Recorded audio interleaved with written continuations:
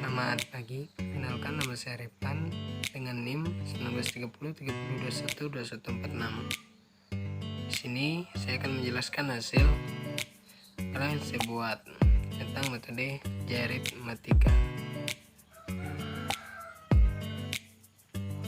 Di sini saya akan membahaskan apa hakikat pembelajaran matematika, pengertian metode dan teknik aritmatika, bagaimana sejarah aritmatika, apa latar belakang penggunaan aritmatika, apa pengertian metode aritmatika, bagaimana langkah-langkah pengguna metode aritmatika, apa kelebihan dan kekurangan metode aritmatika, bagaimana formasi aritmatika perkalian, bagaimana pembelajaran matematika dengan teknik aritmatika, apa saja hubungan antara metode aritmatika.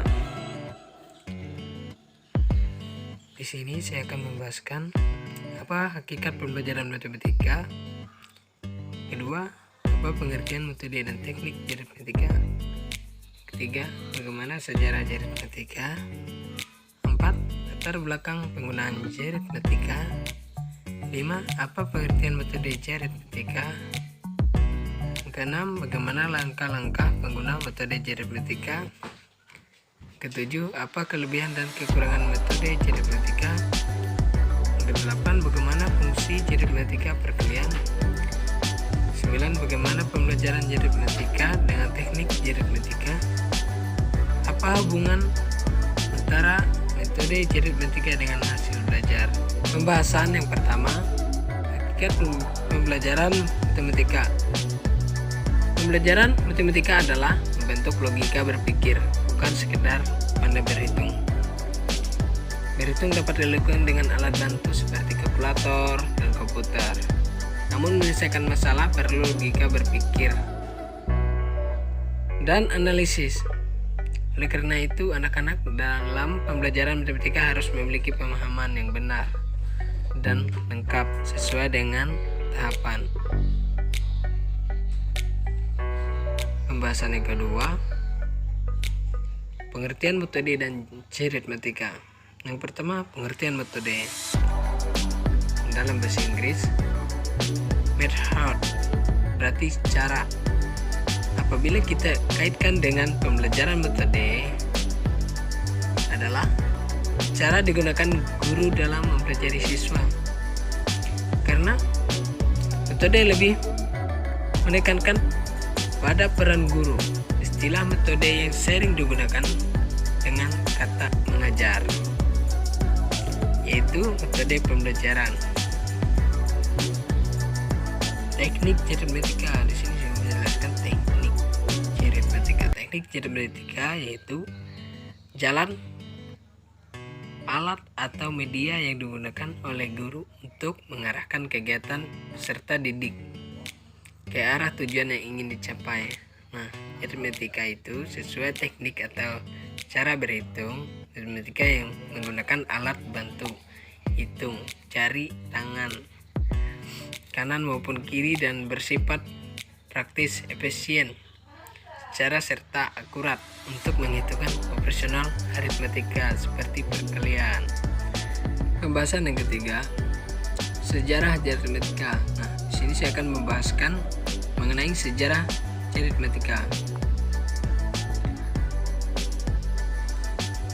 Berawal dari kepedulian seseorang ibu terhadap materi pendidikan anak-anaknya, banyak teknik dipelajari, tetapi semua memakai alat bantu dan kadang membebani memori otaknya. Setelah itu, dia mulai tertarik dengan jari sebagai alat bantu yang tidak perlu dibeli. Dibawa kemana-mana dan ternyata juga mudah dan menyenangkan. Anak-anak menguasai teknik ini dengan menyenangkan dan menguasai keterampilan berhitung.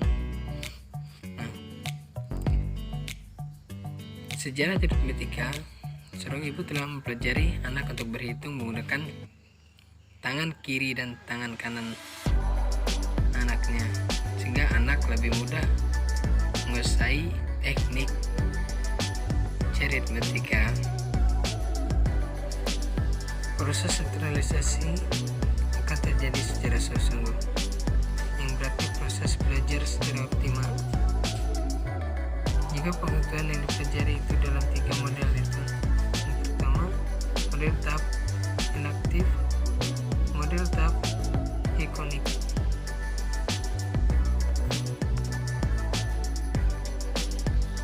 Yang ketiganya model tahap simbolis.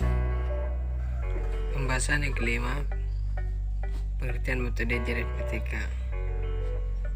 Metode aritmatika yaitu suatu cara berhitung, yaitu operasi kali, bagi, tambah, kurang, atau kabataku.